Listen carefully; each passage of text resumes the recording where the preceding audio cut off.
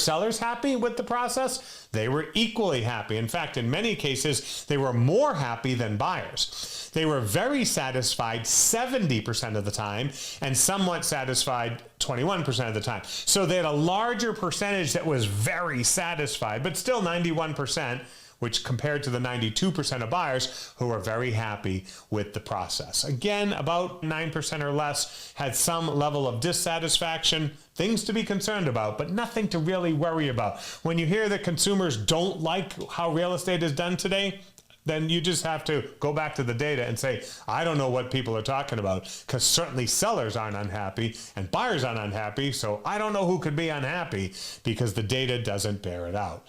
They likewise found their agent through their sphere of influence. Friends, families, and working with the agent before remained the vast majority of how people found their agent. A small percentage of them randomly chose an agent from the web. A small percentage of them were prospected by an agent, so received a phone call or an email, and 1% of them went on social media and did eeny, meeny, miny, mo, and decided to pick their agent through some sort of affinity to their TikTok or some other crazy thing like that. But that's not exactly what's happening, and I think we all know that by now. Here's a very cool thing. I want you to write this down. I want you to pin this to your mirror. I want you to tell every agent within the sound of your voice this. Most sellers will work not only with someone in their sphere of influence, but they only want to talk to that one person once. The vast majority of sellers only interviewed one agent.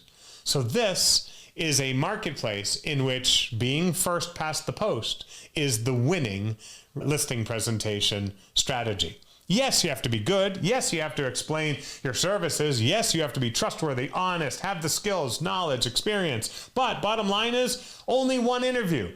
So the idea that sellers are out there, I don't know, having some sort of contest, the shootout at the OK Corral between bunches of agents to choose, that's not true at all.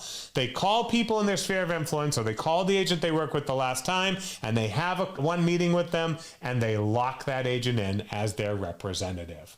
Remember we said that sellers were very happy with the process? They're so happy about the process that 73% of them said they would use that same agent, again, definitely, and probably 14% of the time. So again, 87%, virtually 9 out of 10 buyers, not only happy, but happy enough to work with the same agent again.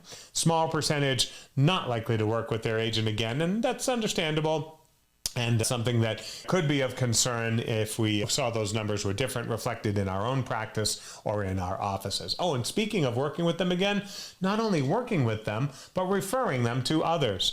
14% of sellers said they'd already referred their agent at least once. 16% had referred them 2 times or more, and 1 in 10 had referred them 3 times or more. So basically, about 4 in 10 had referred their agent 1 or more times, and 4 in 10 had not yet referred their agent. So pretty good news. If you do a good job and have happy sellers who are only going to interview you once from your sphere of influence, you're likely to pick up some ancillary business there.